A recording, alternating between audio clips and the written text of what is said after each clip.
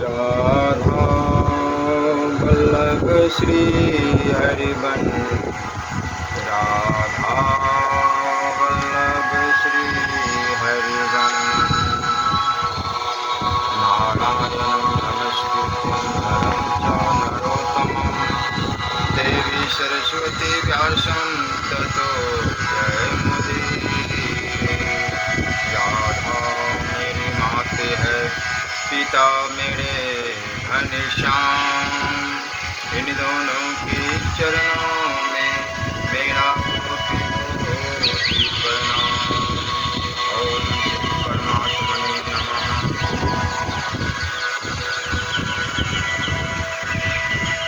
सुख और दुख क्यों आते हैं? सुख दुख का जिम्मेवार कौन है?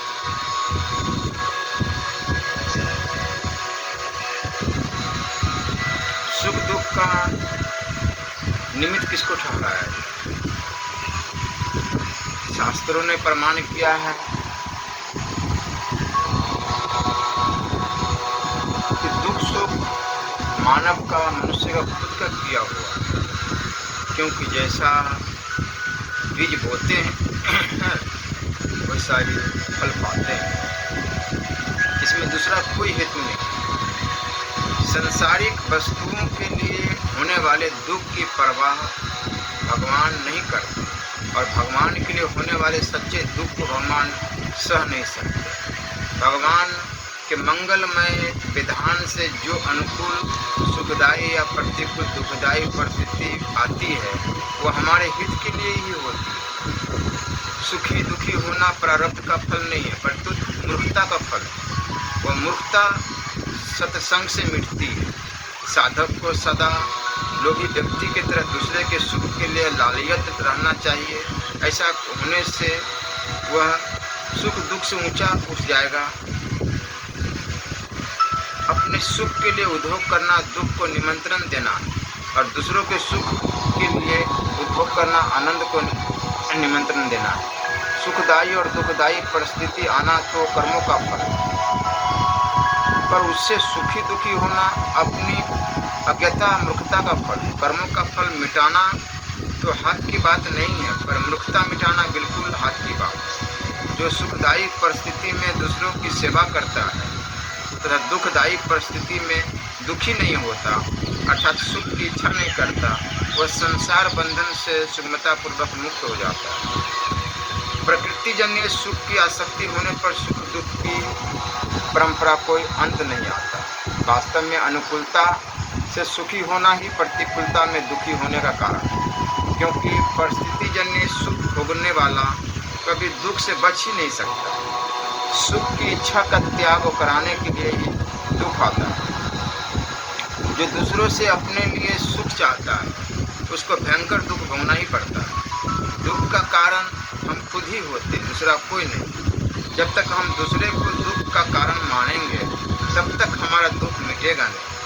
अपने सुख से सुखी होने वाले को दुखी होना ही पड़ेगा, और दूसरे के सुख से सुखी होने वाले का दुख सदा के लिए मिट जाएगा। शरीर में मैं और मेरा मानना ही संपूर्ण दुखों का कारण है। जब तक संसार का सुख लेते रहेंगे तब तक प्रतिकूल संबंध छूटेगा नहीं। वस्तु के अभाव से दुख नहीं होता, परंतु वस्तु मिल जाए इस इच्छा से दुख होता है। वस्तुओं से दुख नहीं मिटता, क्योंकि दुख विचार के अभाव से पैदा होता है, वस्तु के अभाव से नहीं। इसलिए विचार से दुख मिट जाता है। सुख निर्विकल्पता में है, भोग में नहीं। जहाँ भी संसार का सुख देखे वहाँ विवेक विचार पूर्वक देखे तो वही दुख दिखने लग जाएगा, क्योंकि संसार दुख रूप ही है। क्योंकि संसार का दूसरा नाम दुखालयम है। सुनना चाहते हैं इसलिए सुनने का दुख होता है, देखना चाहते हैं इसलिए न दिखने का दुख होता है, बल चाहते हैं इसलिए निर्बलता का दुख होता है, जवानी चाहते हैं इसलिए वृद्धावस्था का दुख होता है। तात्पर्य है कि वस्तु के अभाव से दुख नहीं होता, परंतु उसकी चाहना से, उसके अभाव का अनुभव करने से दुख होता है। संसार में संबंध जोड़े तो दुखों का अंत नहीं है, और भगवान से संबंध जोड़े तो सुखों का आनंद का अंत नहीं। सुख पाना चाहते तो हो तो दूसरों को सुख दो। जैसा बीज बोगे वैसा ही खेती होगी। जहाँ लौकिक सुख मिलता वह दिखे, वहाँ समझ ले कि कोई खतरा है। सब कुछ परमात्मा ही है, वासुदेव सर्वम। पर वह भोग्य नहीं है। जो उन्हें भोग्यपन मानकर सुख लेना चाहता है वह दुख पाता ही रहता है। गृहस्थ में अगर सबका यह भाव रहे कि मेरे को सुख कैसे मिले, तो सब दुखी हो जाएंगे, और यह भाव रहे कि दूसरों को सुख कैसे मिले तो सब सुखी हो जाएंगे। अगर दुख नहीं चाहते हो तो सांसारिक सुख मत चाहो। दूसरे सुखी हो जाए यह भाव रहेगा तो सभी सुखी हो जाएंगे और खुद भी सुखी हो जाएगा। मैं सुखी हो जाऊं यह भाव रहेगा तो सभी दुखी हो जाएंगे और दुख भी दुखी हो जाएगा। सांसारिक सुख क्यों नहीं दिखता? क्योंकि वह हमारा और हमारे लिए है ही नहीं। सुख अच्छा लगता है पर इसका परिणाम अच्छा नहीं होता। दुख बुरा लगता है पर उसका परिणाम अच्छा होता है। दुखदायी परिस्थिति भगवान के विधान से हमारे कल्याण के लिए आती है, तो उसको मिटाने की चेष्टा न करके शांतिपूर्वक सह लेना चाहिए। जो दूसरों का अनिष्ट करता है वह वास्तव में अपना ही अनिष्ट करता है, और जो दूसरों को सुख पहुंचाता है वह वास्तव में अपने को ही सुखी बनाता है। दुख आने पर प्रसन्न होना बहुत ऊंचा साधन है। परिस्थिति में रहित होने में मनुष्य स्वतंत्र नहीं, पर उसका उपभोग न करने में अर्थात सुखी दुखी न होने में मनुष्य सर्वथा स्वतंत्र, समर्थ और सबल है। जब तक अनुकूलता प्रतिकूलता का असर पड़ता है तब तक कर्मयोग, ज्ञान योग, भक्ति योग आदि कोई भी योग सिद्ध नहीं हुआ। संसार कभी किसी को दुखी नहीं देता, परंतु उससे माना हुआ संबंध ही दुख देता है। सांसारिक सुख से कभी सांसारिक दुख नहीं मिट सकता, यह नियम है। संसार की प्राप्ति होने पर तृष्णा बढ़ती है और दुख होता है, परंतु परमात्मा की प्राप्ति होने पर प्रेम बढ़ता है और आनंद होता है।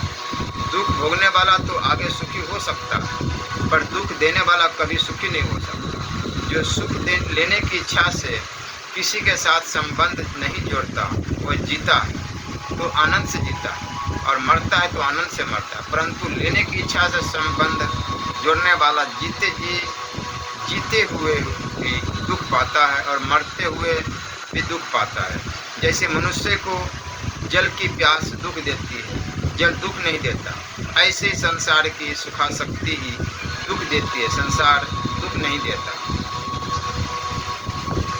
पर सेवा दूसरों का अहित करने से अपना अहित और दूसरों का हित करने से अपना हित होता है, यह नियम है। संसार का संबंध ऋणानुबंध है। इस ऋणानुबंध से मुक्त होने का उपाय है सबकी सेवा करना और किसी से कुछ न चाहना। साधक परमात्मा के सगुण या निर्गुण किसी भी रूप की प्राप्ति चाहता हो, उसे संपूर्ण प्राणियों के हित में रत होना अत्यंत आवश्यक है।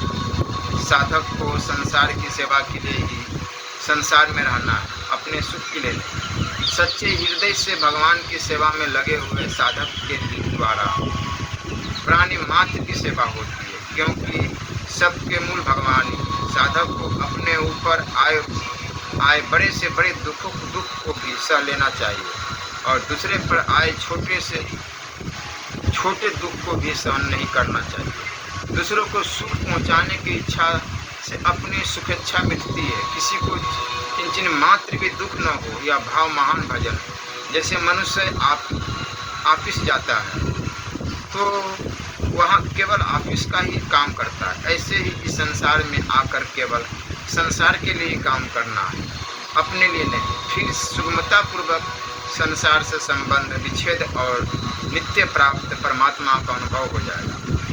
समय, समझ, सामग्री और सामर्थ्य, इन चारों को अपने लिए मानना इनका दुरुपयोग है, और दूसरों के हित में लगाना इनका सदुपयोग है। संयोग जन्य सुख के मिलने से जो प्रसन्नता होती है, वही प्रसन्नता अगर दूसरों को सुख पहुंचाने में होने लग जाए तो फिर कल्याण में संदेह नहीं। हमें जो सुख सुविधा मिली है वह संसार की सेवा करने के लिए ही मिली है। मनुष्य शरीर अपने सुख भोगने के लिए नहीं मिला, परंतु सेवा करने के लिए, दूसरों को सुख देने के लिए मिला है। मनुष्य को भगवान ने इतना बड़ा अधिकार दिया है कि वह जीव जंतुओं की, मनुष्य की, ऋषि मुनियों की, संत महात्माओं की, देवताओं की, पितरों की, भूत प्रेतों की, सबकी सेवा कर सकता है। और तो क्या, वह साक्षात भगवान की भी सेवा कर सकता है। संसार की सेवा किए बिना कर्म करने का राग निवृत्त नहीं होता। जैसे किसी कंपनी का काम अच्छा करने से उसका मालिक प्रसन्न हो जाता है, ऐसे ही संसार की सेवा करने से उसके मालिक भगवान प्रसन्न हो जाते हैं। जैसे माँ का दूध उसके अपने लिए न होकर बच्चे के लिए ही है, ऐसे ही मनुष्य के पास जो भी सामग्री है वो उसके लिए, उसके अपने लिए न होकर दूसरों के लिए ही है। जैसे भोगी पुरुष की भोगों में मोही, पुरुष की कुटुंबों में और लोभी पुरुष की धन में रति होती है, ऐसे ही श्रेष्ठ पुरुष की प्राणी मात्र के हित में रति होती है। व्यक्तियों की सेवा करनी है और वस्तुओं का सदुपयोग करना है।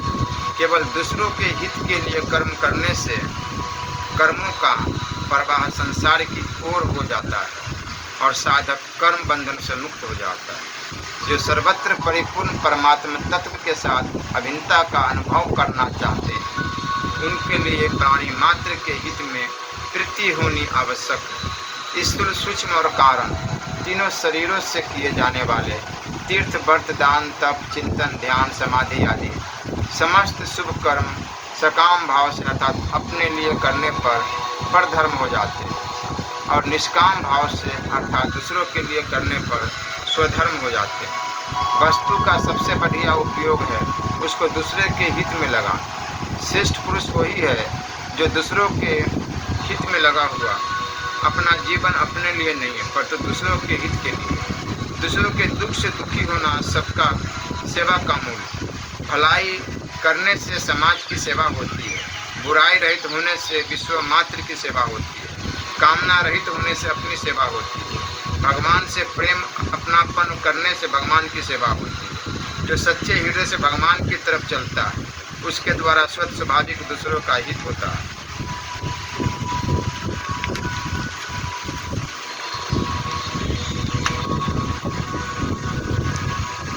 संसार से मिली हुई वस्तु केवल संसार की ही सेवा करने के लिए है और किसी काम की नहीं। कोई वस्तु हमें अच्छी लगती है तो वह भोगने के लिए नहीं है परंतु सेवा करने के लिए। मनुष्य को वह काम करना चाहिए जिससे उसका भी हित हो और दुनिया का भी हित हो, अभी भी हित हो और परिणाम में भी हित हो। शरीर की सेवा करोगे तो संसार के साथ संबंध जुड़ जाएगा और भगवान के लिए संसार की सेवा करोगे तो भगवान के साथ संबंध जुड़ जाएगा। जिसके हृदय में सबके हित का भाव रहता है वह भगवान के हृदय में स्थान पाता है। परमार्थ नहीं बिगड़ा परंतु व्यवहार बिगड़ा है, अतः व्यवहार को ठीक करना है। व्यवहार ठीक होगा, स्वार्थ और अभिमान त्याग करके दूसरों की सेवा करने से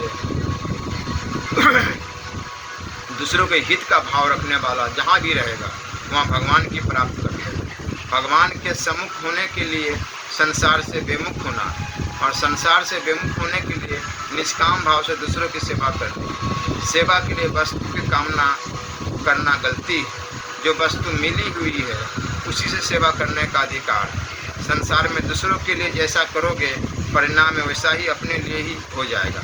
इसलिए दूसरों के लिए सदा अच्छा ही करो। जो अपने स्वार्थ और अभिमान का त्याग करके केवल दूसरों के हित में लगा है उसका जीना ही वास्तव में जीना है। जो सेवा लेना चाहते हैं उनके लिए तो वर्तमान समय बहुत खराब है, पर जो सेवा करना चाहते हैं उनके लिए वर्तमान समय बहुत बढ़िया है। हमारी किसी भी क्रिया से किसी को किंचित मात्र भी दुख न हो, यह भाव सेवा। निस्वार्थ भाव से दूसरों की सेवा करने से व्यवहार भी बढ़िया होता है और ममता भी छूट जाती है। घर वालों की सेवा करने से मोह होता ही नहीं। मोह होता है तो कुछ न कुछ लेने की इच्छा से। भगवान को प्राप्त करके मनुष्य संसार का जितना उपकार कर सकता है उतना किसी दान पुण्य से नहीं कर सकता। जो हमसे द्वेष रखता है उसकी सेवा करने से अधिक लाभ होता है, क्योंकि वहाँ सेवा का सुख भोग नहीं होता।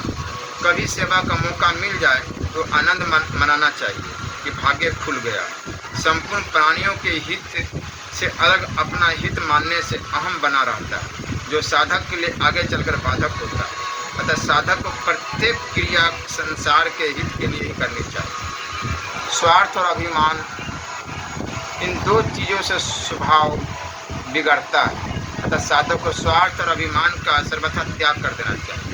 भजन, ध्यान आदि साधन करने पर भी वर्तमान में प्रत्यक्ष लाभ न दिखने का कारण स्वभाव का शुद्ध न होना।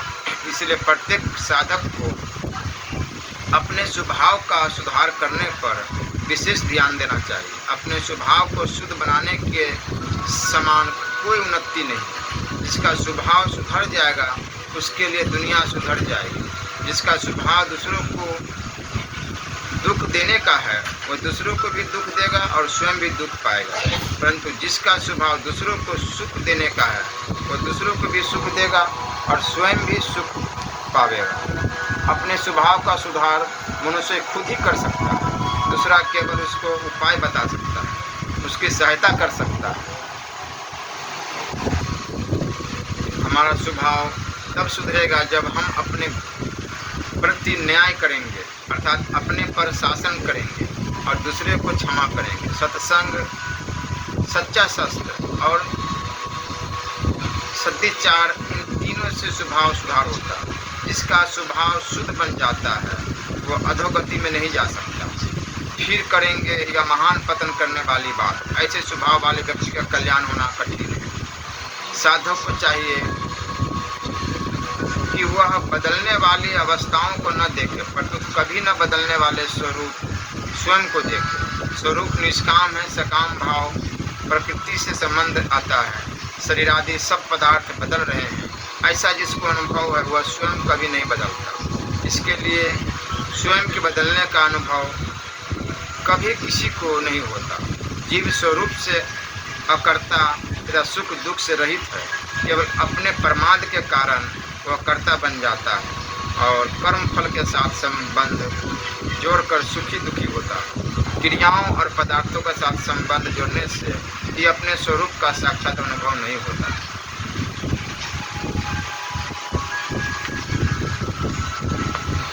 हमारा शरीर तो संसार में है, पर हम स्वयं परमात्मा में ही। हमारा स्वरूप सत्ता है, अहम नहीं। अतः अहम को छोड़कर सत्ता में अपनी स्वत सिद्धि स्थिति का अनुभव करें। हमारा स्वरूप खुद का है, पराया नहीं है। अगर उसे जानना कठिन है तो फिर सुगम क्या होगा। हमारा अस्तित्व, होनापन वस्तु, व्यक्ति और क्रिया के अधीन नहीं है। हमारा स्वरूप सत्ता मात्र है। उस सत्ता में कुछ भी मिलाना अज्ञान है, बंधन है। हमारी सत्ता स्वरूप शरीर के अधीन नहीं है, परंतु शरीर की सत्ता हमारे अधीन है। अर्थात हम शरीर के बिना रह सकते हैं पर शरीर हमारे बिना नहीं रह सकता। साधक के भीतर हर समय यह भाव रहना चाहिए कि मैं यहाँ का निवासी नहीं हूँ, परंतु भगवान का ही अंश होने से भगवत धाम का निवासी हूँ। अपनी कमाई में किसी के हक का एक कण भी न आ जाए, इस बात की पूरी सावधानी रखनी चाहिए। जब चेतन जड़ से तदात्म में कर लेता है तब परिच्छिन्नता अर्थात अहंता उत्पन्न होती है। अहंता से ममता उत्पन्न होती है, जिससे विकार पैदा होते हैं। ममता से कामना उत्पन्न होती है, जिससे अशांति पैदा होती है।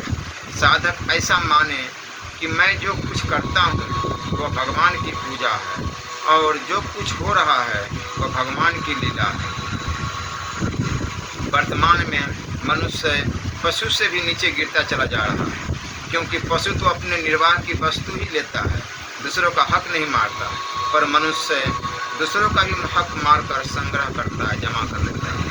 शरीर की आवश्यकताओं की पूर्ति का प्रबंध तो परमात्मा की तरफ से है, पर तृष्णा की पूर्ति के लिए कोई प्रबंध नहीं। साधक जब अपने दोषों को दोष रूप से देखकर उनके दुख से दुखी हो जाता है, उनका रहना उससे असहन हो जाता है, तो फिर उसके दोष ठहर नहीं सकते। भगवान की कृपा उन दोषों का शीघ्र ही नाश कर देती है। नेत्रों से ज़्यादा याद मन को रहती है, मन से ज़्यादा याद बुद्धि को रहती है और बुद्धि से ज़्यादा याद स्वयं को रहती है। स्वयं जिस बात को पकड़ लेता है वह बात हरदम याद रहती है। अपने अपने स्थान या क्षेत्र में जो पुरुष मुख्य कहलाते हैं, उन अध्यापक, विवेकानंददाता, आचार्य, गुरु, नेता, शासक, महंत, कथावाचक, पुजारी आदि सभी को अपने आचरणों में विशेष सावधानी रखने की अत्यधिक आवश्यकता है, जिससे दूसरे लोगों पर उनका अच्छा प्रभाव पड़े। करना चाहते हो तो सेवा करो, जानना चाहते हो तो अपने आप को जानो, और मानना चाहते हो तो प्रभु को मानो। तीनों का परिणाम एक ही होगा। जैसे कलम बढ़िया होने से लिखाई तो बढ़िया ही हो सकती है, पर उससे लेखक बढ़िया नहीं हो जाता। ऐसे ही अंतकरण शुद्ध होने से क्रिया तो शुद्ध हो सकती है, पर उससे कर्ता शुद्ध नहीं हो जाता। लोग हमें जितना अच्छा समझते हैं उतने अच्छे हम नहीं होते, और लोग हमें जितना बुरा समझते हैं उससे हम अधिक बुरे होते हैं। इस वास्तविकता को समझकर लोग हमें अच्छा समझें, इस इच्छा का त्याग कर देना चाहिए और अपनी दृष्टि में अच्छे से अच्छा बनने की चेष्टा करनी चाहिए। संयोगजन्य सुख की लालसा जितनी घातक है उतना सुख घातक नहीं। शरीर बना रहे हैं यह भाव जितना घातक है उतना शरीर घातक नहीं। कुटुंब का मोह जितना घातक है उतना कुटुंब घातक नहीं। रुपए का लोभ जितना घातक है उतने रुपए घातक नहीं। जो दिखता है उस संसार को अपना नहीं मानता है, पर उसकी सेवा करनी है, और जो नहीं दिखता उस भगवान को अपना मानना है तथा उसको याद करना है। मिले हुए संसार का दुरुपयोग मत करो, जाने हुए तत्व का अनादर मत करो, और माने हुए परमात्मा में संदेह मत करो। हमारे हृदय में जड़ता शरीर संसार का जितना आदर हुआ है उतना ही परमात्मा का अनादर हुआ है, और वह अनादर ही हमारा पतन करेगा, हमारी अधोगति करेगा। नाशवान पदार्थों की महत्व बुद्धि मनुष्य के पद दलित करती है, और परमात्मा की महत्व बुद्धि उसको ऊंचा उठाती है। जो जिस वस्तु व्यक्ति इत्यादि का सदुपयोग करता है उसको उससे वंचित होने का दुख भोगना ही पड़ता है। जो अपना है वह सदा ही अपना है, और जो किसी का किसी भी समय अपना नहीं है वो कभी भी अपना नहीं हो सकता। जो सभी का होता है वही हमारा होता है। जो किसी का किसी भी समय किसी का नहीं होता वो हमारा हो ही नहीं सकता। साधक का जिस किसी वस्तु व्यक्ति आदि में खिंचाव हो उसमें वह भगवान का ही चिंतन करे। सब जगह समरूप परमात्मा को देखना समदृष्टि है, और प्रकृति तथा उसके कार्य शरीर संसार को देखना विषम दृष्टि है। मनुष्य को अपना संकल्प नहीं रखना चाहिए, परंतु भगवान के संकल्प में अपना संकल्प मिला देना चाहिए, अर्थात भगवान के विधान में परम प्रसन्न रहना चाहिए। हर समय यह सावधानी रखनी चाहिए कि मेरे द्वारा किसी को कोई कष्ट तो नहीं पहुंच रहा है, किसी को कोई हानि तो नहीं हो रही है।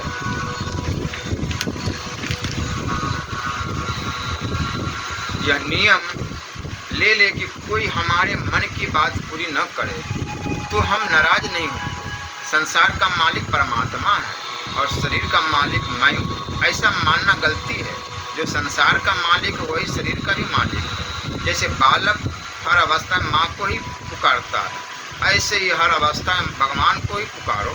न्यायपूर्वक काम करने वाले के चित्त में शांति और अन्यायपूर्वक काम करने वाले के चित्त में अशांति रहती है, जिससे अपना और दूसरों का वर्तमान में और परिणाम में अहित होता हो वह सब असत कर्म है। संसार में जो वस्तु आपके हक अधिकार की और प्राप्त है वह भी सदा आपके साथ नहीं रहेगी। फिर जो वस्तु बिना हक की और अप्राप्त है उसकी आशा करने से क्या लाभ है। यदि जानना ही हो तो अविनाशी को जानो, विनाशी को जानने से क्या लाभ। विचार करें कि जिसमें हमारा हित है और जिसको हम कर सकते हैं उसको हम करते हैं, क्या नहीं करते। जानने वाले को जानने वाला समझना और रहने वाले को रहने वाला समझना, यही यथार्थ समझ है। जिसको पीछे सुलटा न कर सके ऐसा उल्टा काम कभी न करना चाहिए। प्रत्येक परिस्थिति भगवान की लीला खेल है, उसे देख देख कर मस्त होते रहो। द्वैत और अर्देत केवल मान्यता है, तत्व में न द्वैत है न अर्देत है। यदि हमने कोई अपराध नहीं किया है, हमारा कृत्य ठीक है, तो फिर भय नहीं होना चाहिए। अगर भय होता है तो कुछ न कुछ कहीं न कहीं हमारी गलती है, अथवा अपनी निर्दोषता पर हमारा ढूंढ विश्वास नहीं। प्रत्येक कार्य के आरंभ में यह विचार करना चाहिए कि हम यह कार्य क्यों कर रहे हैं। ठीक बेठीक हमारी दृष्टि में होता है, भगवान की दृष्टि में सब ठीक होता है, बेठीक होता ही नहीं। हम दूसरे हमारे में गुण देखते हैं तो यह उनकी सजनता और उदारता है, पर उन गुणों को अपना मान लेना उनकी सजनता और उदारता का दुरुपयोग करना। विद्या प्राप्त करने का सबसे बढ़िया उपाय गुरु की आज्ञा का पालन करना, उनकी प्रसन्नता लेना। उनकी प्रसन्नता से जो विद्या आती है वो अपने उद्योग से नहीं आती। भगवान को पुकारने से जो काम होता है वह विवेक विचार से नहीं होता। भगवान के न मिलने का दुख हजारों सांसारिक सुखों से बढ़कर, जैसे वेद जो दवा दे उसी में हमारा हित है, ऐसे ही भगवान जो विधान करे उसी में हमारा परम हित है। जैसे गाय के शरीर में रहने वाला घी काम नहीं आता, ऐसे ही सीखा हुआ ज्ञान काम नहीं आता। मैं ज्ञानी हूँ और मैं अज्ञानी हूँ, ये दोनों ही मान्यता अज्ञानियों की है। चरित्र सुंदरता ही असली सुंदरता है। याद करो तो भगवान को याद करो, काम करो तो सेवा करो। सच्ची बात को स्वीकार करना मनुष्य का धर्म है। एक एक व्यक्ति खुद सुधर जाए तो समाज सुधर जाए। अगर अपनी संतान से सुख चाहते हो तो अपने माता पिता को सुख पहुँचाओ, उनकी सेवा करो। किसी के अहित की भावना करना अपने अहित को निमंत्रण देना। याद रखो, भगवान का प्रत्येक विधान आपके परम हित के लिए। किसी बात को लेकर अपने में कुछ भी अपनी विशेषता दिखती है, यह वास्तव में पराधीनता है। अंत में अकेला ही जाना पड़ेगा। इसलिए पहले कि अकेला हो जाए, अर्थात वस्तु, व्यक्ति और क्रिया से असंग हो जाए, इनका आश्रय न लो।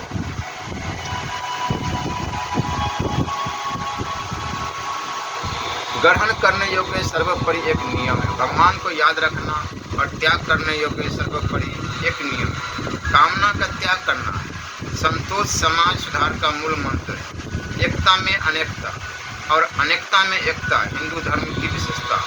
असत्य का आश्रय लेने वाला व्यक्ति हमारा नुकसान नहीं कर सकता। संसार में भगवत भक्ति के समान मूल्यवान कोई चीज नहीं। परिस्थिति को बदलने का उद्योग निष्फल होता है और उसके सदुपयोग का उद्योग सफल होता है। मनुष्य जितनी अधिक आवश्यकता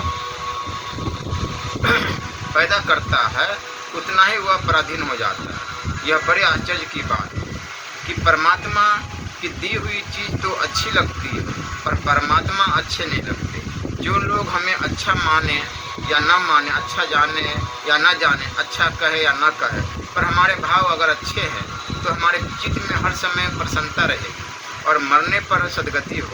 अगर कोई खराब चिंतन आ जाए तो सावधान हो जाए कि यदि इस समय मृत्यु हो जाए तो क्या गति हो।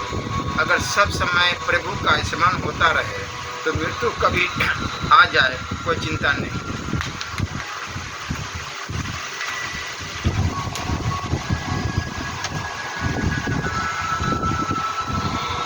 व्यक्तिगत जीवन बिगड़ने से पूरा समाज बिगड़ जाता है और व्यक्तिगत जीवन सुधरने से पूरा समाज सुधर जाता है, क्योंकि व्यक्तियों से ही समाज बनता है। भगवान के वियोग से होने वाला दुख विरह संसारिक सुख से भी बहुत अधिक आनंद देने वाला होता है। जिसको भगवान, शास्त्र, गुरुजन और जगत से भय लगता है वह वास्तव में निर्भय हो जाता है। हमसे अलग वही होगा जो सदा से ही अलग है और मिलेगा वही जो सदा से ही मिला हुआ है। दूसरे की प्रसन्नता से मिली हुई वस्तु दूध के समान है, मांग कर ली हुई वस्तु पानी के समान, और दूसरे का दिल दुखाकर ली हुई वस्तु रक्त के समान है। भूल की चिंता पश्चाताप न करके आगे के लिए सावधान हो जाओ, जिससे फिर वैसी भूल न हो। मिटने वाली चीज़ एक क्षण भी टिकने वाली नहीं होती। अपने में विशेषता केवल व्यक्तित्व के अभिमान से दिखती है। वस्तुओं के बिना भी हम रह सकते हैं, जिनके बिना हम रह सकते हैं उनके हम गुलाम क्यों बने। शरीर नज़दीक दिखता पर परमात्मा दूर दिखते, यही अज्ञान है। कारण कि शरीर नित्य अप्राप्त है, परमात्मा नित्य प्राप्त है। शरीर के साथ हमारा एक क्षण भी संयोग नहीं होता और परमात्मा के साथ हमारा एक क्षण भी वियोग नहीं होता। शरीर को संसार से और स्वयं को परमात्मा से अलग मानना गलती है। सच्चे धर्मात्मा मनुष्य को किसी की भी गरज नहीं होती, परंतु दुनिया को ही उसकी गरज आवश्यकता रहती है। अगर मनुष्य अपने विवेक का अनादर करता है तो उसका विवेक लुप्त हो जाता है, और वह अपने विवेक का आदर करता है तो उसका विवेक इतना बढ़ता है कि शास्त्र तथा गुरु के बिना भी उसको परमात्मा तक पहुंचा देता है। जब हम सबकी बात नहीं मानते तो फिर दूसरा कोई हमारी बात न माने तो हमें नाराज नहीं होना चाहिए। भीतर में लोभ न हो तो आवश्यक वस्तु अपने आप प्राप्त होती है, क्योंकि वस्तु का लोभ ही वस्तु की प्राप्ति में बाधक है। किसी भी व्यक्ति का निरादर नहीं करना चाहिए। निरादर करने से वास्तव में अपना ही निरादर होता है, क्योंकि सब जगत ईश्वर स्वरूप है। भारतवर्ष में जन्म लेकर भी मनुष्य भगवान में न लगे, यह बड़े आश्चर्य और दुख की बात है, क्योंकि भारतवर्ष में जन्म मुक्त होने के लिए ही होता है। इसलिए देवता भी भारतवर्ष में जन्म चाहते हैं। धर्म का मूल स्वार्थ का त्याग, दूसरे का ही धर्म के अनुसार खुद चले, इसके समान धर्म का प्रचार कोई नहीं। आशीर्वाद दीजिए, ऐसा न कहकर आशीर्वाद पाने का पात्र बनना चाहिए। वर्तमान का ही सुधार करना है। वर्तमान सुधरने से भूत और भविष्य दोनों सुधर जाते हैं। दुखी व्यक्ति ही दूसरे को दुख देता है, पराधीन व्यक्ति ही दूसरे को अपने अधीन करता है। अज्ञानी तो बीते हुए स्वप्न की तरह मानता है, पर ज्ञानी विवेकी वर्तमान को स्वप्न की तरह मानता है। वस्तु का महत्व नहीं है, परंतु उसके सदुपयोग का महत्व है। भगवान की आवश्यकता अनुभव करना ही प्रार्थना है। असत वस्तु का लोभ तो असत वस्तु की प्राप्ति में बाधक है, पर सत्य का लोभ सत्य की प्राप्ति में साधक है। शरीर निर्वाह संबंधी हर एक कार्य में यह सावधानी रखनी चाहिए कि समय और वस्तु कम से कम खर्च हो, पर प्रकृति की अधीनता पराधीनता है और परकीय भोगों की अधीनता परम पराधीनता है। स्वयं स्वरूप की अधीनता स्वाधीनता और स्वक्रिय की अधीनता का परम स्वाधीनता है। सिनेमा या टीवी देखने से चार हानियाँ होती हैं। एक चरित्र की हानि, समय की हानि, नेत्र ज्योति की हानि और धन की हानि। कुछ करने से प्रकृति में स्थिति होती है और कुछ न करने से परमात्मा में स्थिति होती है। जैसे जल के स्थिर शांत होने पर उसमें मिली हुई मिट्टी अपने आप नीचे बैठ जाती है, ऐसे ही वाणी मन बुद्धि से चुप शांत क्रिया रहित होने पर सब विकार अपने आप शांत हो जाते हैं। अहम गल जाता और वास्तविक तत्व का अनुभव हो जाता है। जो खुद भले नहीं है, जिनका स्वभाव भलाई करने का नहीं है, उन्हीं को ऐसा दिखता है कि आज भलाई का जमाना नहीं। जब तक मनुष्य को दूसरे की अपेक्षा अपने में विशेषता दिखती है, तब तक वह साधक तो हो ही नहीं हो सकता है, पर सिद्ध नहीं हो सकता।